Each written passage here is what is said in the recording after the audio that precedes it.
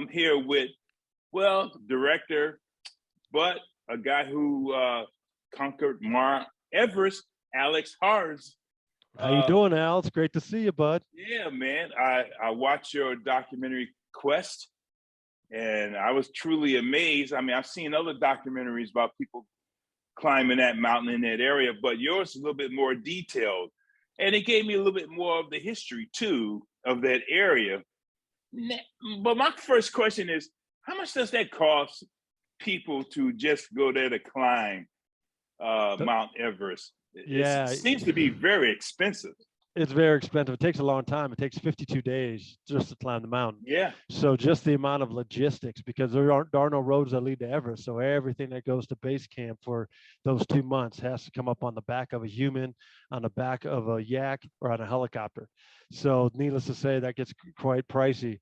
And then just staying there for that long amount of time at 17,500 feet on a moving slab of ice is not cheap. So the cheapest that you could do just an Everest expedition for about $45,000 up to $100,000. Depends on how much you want to get down the rabbit hole. Yeah, I saw that, and it takes many people just to help the climber to get up there. Absolutely. The Sherpers, and not only that, the towns like Kathmandu and things like that. And that one thing you talked about that I was very interested in, because I used to be a Buddhist myself. The main religions there, Hindu and Buddhism, there, and you talked about the history and things like that. And you seem to be, involved with that. You were, weren't you? Yeah, absolutely. I was engaged right away because I wanted to learn and I wanted to reveal, what this amazing little country is all about, because most people don't know anything about Nepal. They couldn't even tell you where it was on a map. And if it wasn't for Mount Everest, no one would know anything about Nepal, especially in the West. So I wanted to use Everest as the hook to tell you the rest of the story, about the Hinduism, about the Buddhism, about the communist civil war, and all the things that make up that amazing country known as Nepal. And so the only way you can do that is you have to go in there and you have to immerse yourself and you have to improvise. You learn, you listen, I listen, those Hindu sadhus that you see in the film, which are basically holy men in our Right. connotation, for Hinduism. They've denounced all worldly possessions. They live on the temple grounds in these caves, and, they're all about, finding, moksha, which is their nirvana. And that to be able to break that cycle of death and rebirth, and that reincarnation cycle that the Hindus, Right. believe in and want to ultimately break out of. And then when you go and you sit down and, you meet with the Sherpa people and you meet with the monks about the Buddhism, because again, most people don't realize it's about Nepal, but the birthplace of Buddhism is actually in Nepal, not in India. So, the Lord Buddha himself is from Nepal. So it's a very spiritual, holy place, And so when you get to just sit down and talk to these people for hours, you really understand what it means to be a Buddhist in the birthplace of Buddhism. Yeah. And it's so there's regardless of what your religious affinity is or how religious you may or may not be, it affects you and you learn so much, man. Yeah, I learned just watching this documentary. Also, the river, what's that? The Banji River. What river is that? Yeah, the river where that they we do were the filming cremations and things like exactly. that. It's Because crazy. they push their ashes into the river. Oh man. You know what? It throws you back, because I tell you what, that's something you're not used to seeing, and you definitely don't see it in 2022. It's Game of Thrones style, old school, burning a body. It takes 3 to 5 hours to burn a body with straw and wood like that, and it's hour after hour after hour of these cremations, and then they dump the ashes into the Bagmati River. And the reason why they do that is because the Bagmati River is connected to the Ganges River, which is the most holy Hindu river in the world. So any river that contributes to the Ganges is very sacred. And so therefore, putting your ashes in the Bagmati River is about the most, divine thing that you can do in Nepal if you're a Hindu. And when I got back to the hotel after filming for about 6 hours there at Pashupatinath Temple, the place that you're talking about, my whole body and my clothes smelled like a campfire. And I looked at one of my cameramen and I said, Sam, we smell like a campfire, But you know what? You got to think about why we smell like a campfire. It's because we've Hmm. been around burning bodies all day, and that Yeah. is just it's just a surreal moment for sure. Yeah, but unfortunately, with that river though, and the Ganges, they really have polluted Yeah, those rivers with the waste and the yeah. ashes, and they take baths in them and things like that. And Mhm. I'm just surprised that they have not tried to solve that problem of cleaning up that river Yeah, there. man, it's a difficult thing. I mean, you got to talk about population, right? And how many people are there and how many people are access it, and also the difference, in the infrastructure that they have, for sanitary, sanitation, water, cleaning facilities and that kind of stuff.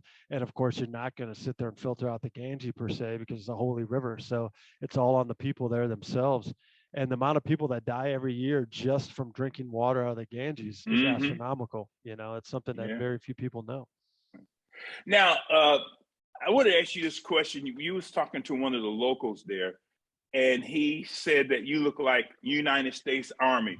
Is the United States Army in there a lot, or what? Why did he associate you as a Army person? Yeah, that's really interesting. And that took me back Yeah, right away because I have my hairdo, right? I have that buzz cut. So it looks like, your typical military that you see on the United States in movies, right? You see any right. kind of US Army movie, everyone has a hairdo like mine. And, I'm pretty tall and stuff. So he right away associated with me as being a military guy. But no, the United States military doesn't have any direct involvement there in Nepal. We are the biggest backer of Nepal when it comes to aid, but not with regards to military aid per se. Oh yeah, because I said, man, what he must have seen a lot of soldiers or something like that. I was surprised. Also, you gave the history too of the Civil War that went on there from '96 to 2006. It was a 10-year war, and they had to overthrow the Shah, just Mhm. like in Iran, they overthrew their Shah too.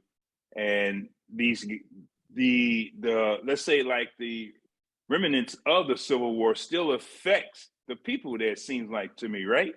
Absolutely, because hundreds of thousands of people were displaced. When the fighting broke out, and you're talking about a lot of remote villages too, where this kind of stuff doesn't happen normally. And so when all of a sudden you got to run for your life, you might never come back. Right? That's the first and foremost. The second thing, it changed the governmental structure. For what Nepal was like. Ever since Nepal was a country, it was a kingdom. It was ruled by a royal family for over 200 years. So then all of a sudden, overnight, from 2006 when that war ended, by 2008 when they completely abolished the royal monarchy and it became a communist country, Mm-hmm. based out of the doctrine from China, it changes everything on how the country operates. But the irony is that 82% of the country is Hindu. And so the royal family was Hindu. So you've got the ethnic culture, the vast majority of the people are Hindu, trying to be ruled by communist doctrine. So it was a very interesting change for that country, since 2008. Yeah, yeah. I read about that, over the years too, on the internet or whatever. I got my information from newspapers and things like that. Now, you said, Alex, that when you were a young kid, you always wanted to climb Mount Everest. What did you see to make you feel motivated to do that? And Yeah, that's how old were you too? I was a teenager, and I was sitting on a couch after a long soccer practice in Omaha, Nebraska. So flatlands, there's no mountains, no one climbs out there. No one thinks about doing rock climbing, let alone mountain climbing.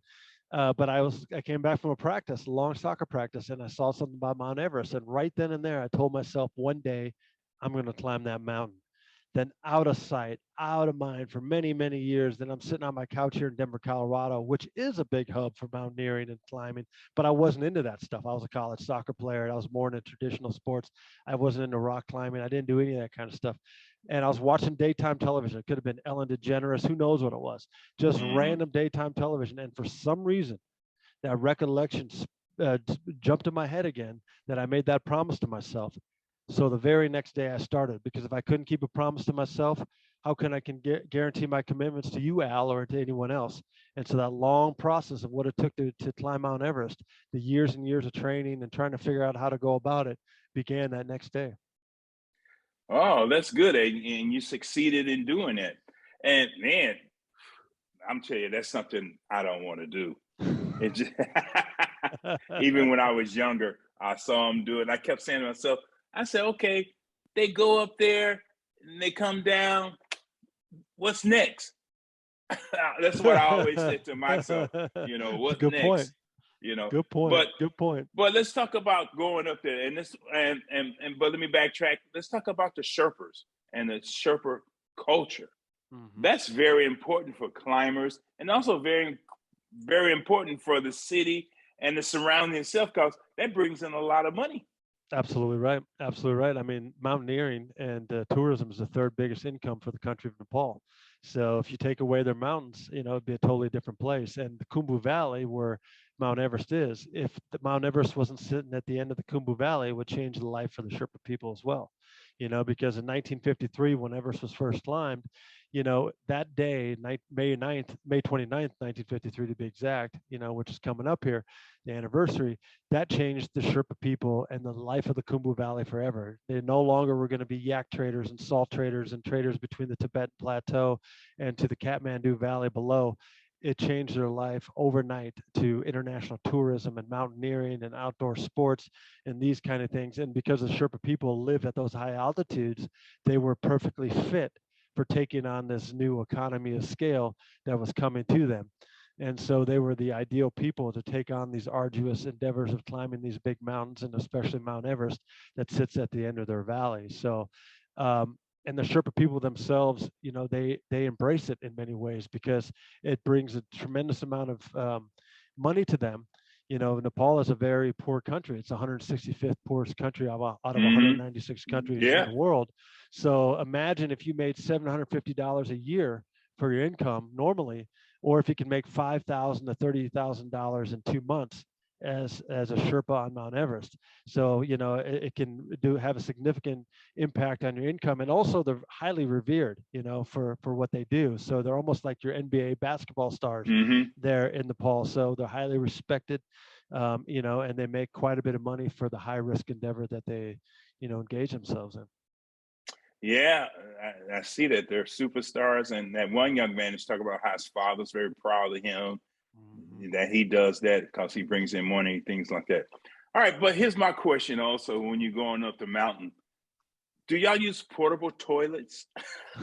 Because I'm saying, oh man, what about those facilities? You know, I've been familiar with portable toilets because, you know, I've done some camping and things like that. But is that what they use up there? So depending on where you're at, so at base camp, right, where you start the climb, and it takes 9 days just to trek to base camp, and then base camp is kind of your home for operations for the next 43 days to try to make it to the top and back. Because from base camp up takes you about a month and a half. So at that point, yeah, you have little tents, essentially little tiny private tents that have a bucket in it, in a toilet seat, and then those buckets will then get replaced and actually get taken out by helicopter back down to Kathmandu or to Namche or to Lukla, the villages below.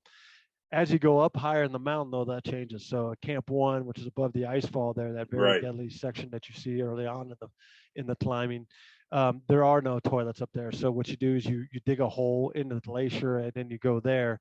And then essentially what happens is it gets compounded by the glacier over time. Camp 2, on the other hand, has another one of those buckets because it sits on rock. And there again, the same thing goes, that waste is then carried down at a later date towards the end of the expedition. And then as you go higher up, you're not going to really go because your body breaks down, your immune system no longer really, and your digestive system no longer really functions well. So you're not really digesting any food. Plus you're burning between 8 to 20,000 calories a day. So you're burning it all up faster than you can take it in. So the higher you go, the less likely are that you are going to go. But if you do go, you literally go right then and there. Or if it's on summit night, you go in your down suit, or you have to turn around and call it good. So you just got to kind of deal with it. But yeah, there's no facilities as you go higher up on the hill. Oh man, I didn't know that. And that's why I was asking. I said, what do they do about the waste, the human waste and things like that? And also, you talked about how people used to leave trash up there back in the day. Now they bring it back down, things like that. They leave all kind of things up there and don't bring them down or don't clean up after themselves. Yeah, they've done a very good job in recent years of cleaning up the mountain, and they actually attach a $5,000, essentially a security deposit on your expedition.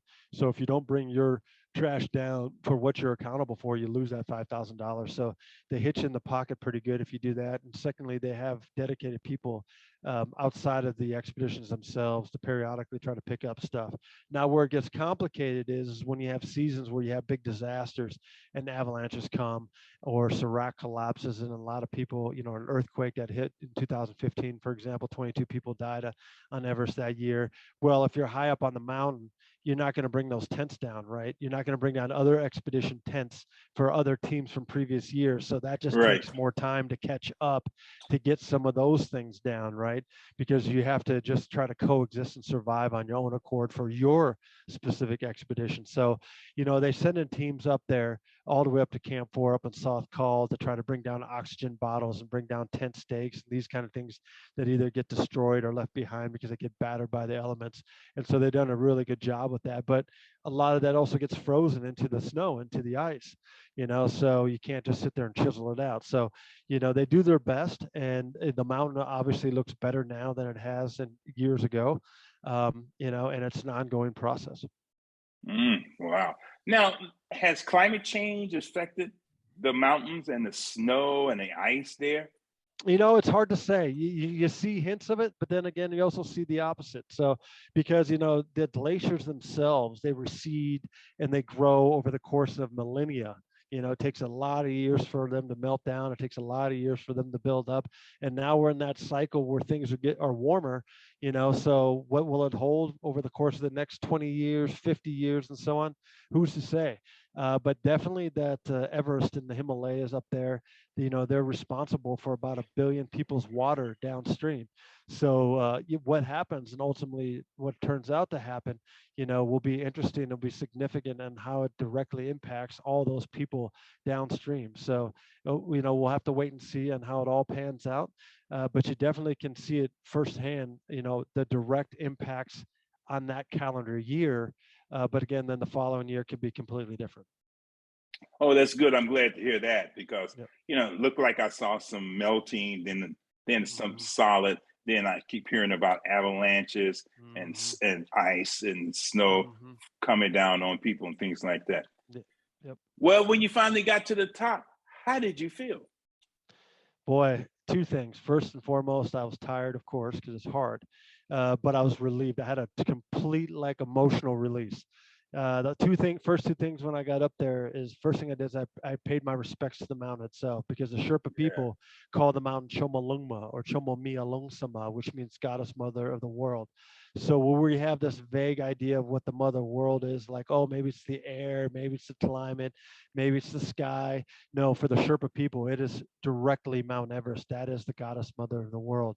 So out of respect for her allowing me to the top, the first thing I did is I bowed and I respect to Chomolungma for allowing me to get up there and graciously stand on her summit.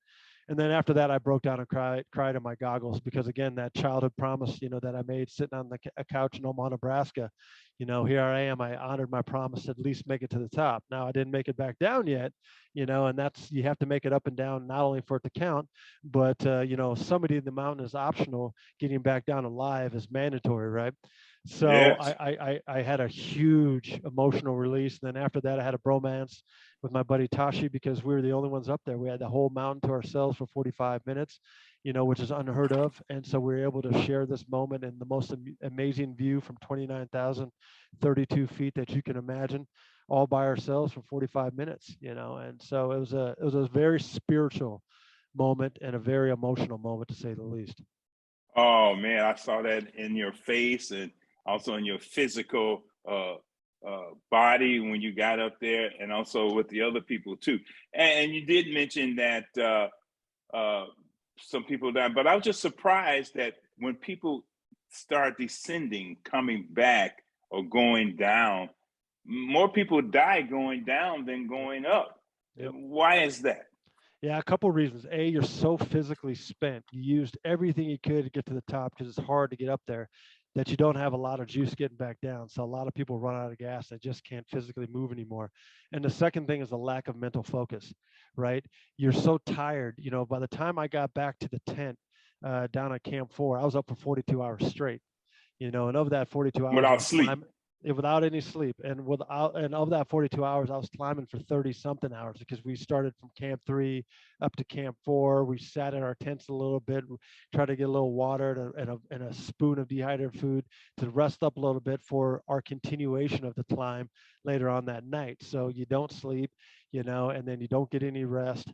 And so then I was filming too, so I didn't get a chance to take any break. So I was up for 42 hours straight. So you're mentally exhausted as well. And so going down, it's like climbing a tree, right? Going up, climbing a tree is a lot easier from the standpoint of achieving it mentally, because all you do is you put your hand on your feet.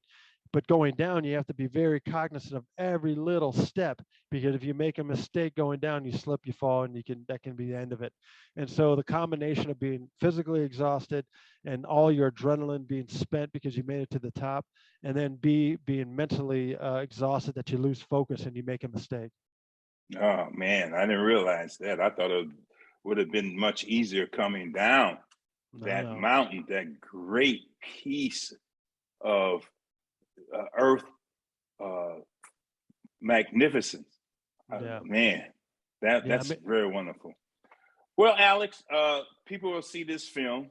What do you want them to take out of this film? Well, you know, I hope they learn something. Of course, I want them to be entertained, because that's part of the deal, but I hope they learn something. And that's the bigger picture about the quest, and the Quest Nepal and the ongoing quest series is this educational thrill ride, right? We want to take people on an educational thrill ride where they're entertained and they're wowed by what they see, but more importantly, they learn something about these amazingly, you know, interesting countries and locations and cultures that live there that you normally would not see, and that you might never even think about if it wasn't for the other aspects of the film. So if you can learn something along the way, and hopefully you're entertained as well, then that's all I can ask for. Yes, I was very entertained with this. And also, I like your guy too. What's his name? Alex. Ryan and Tashi. Ryan, yeah. Because he's doing it. And also, man, the people there are so dedicated to this. I've seen many dedication because I'm a veteran. I've seen a lot of dedication because I'm a veteran. But man, they're very dedicated to the cause. And when the people come there, they really put everything, everything online to help people to achieve that goal. Absolutely. Climbing the mountain. Absolutely, 100% right. You know, like I said, some of the best people I've ever been able to be around are the Sherpa people anywhere on the 7 continents that, you know, I've been so humbly honored to have visited to this point. Well, Alex, I want to thank you for taking time with me, Al McGee, here at yeticket.com. And man, much success to you, and keep doing what you're doing. And let me know what you're going to do next. I'd love to talk to you about it when you finish it, or before you go. Okay? No, I greatly appreciate that, Al. Thanks for the time. And of course, if anybody has any questions or they want to know where they can watch the Quest Nepal, they can go to thequestnepal.com. And again, appreciate you sharing this time with me today, Al. Oh, I'll do it again. Just let me know, okay? I appreciate you. Thank you, buddy. All right. Have a great day and a great life. Well, you do have a great life. That was wonderful, man. Woo, exciting. Wow. Thank you. You as well. This is your entertainment ticket. Latest and greatest movie reviews and interviews. This is your entertainment ticket. yeticket.com.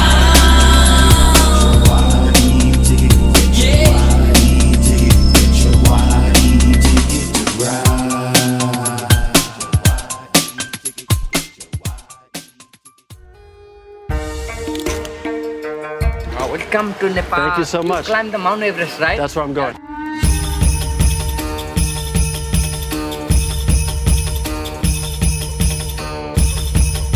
Kathmandu. It is here that I will begin to explore the captivating country of Nepal.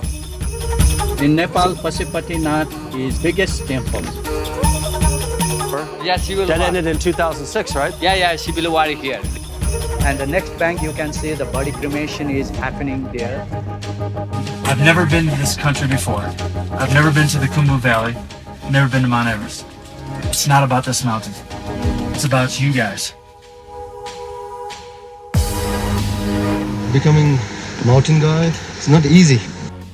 I want to say, all girls, you should come and you can follow your dream. Till Camp 2, it looks okay. And after that, I'll let you know. What piece of advice would you give someone?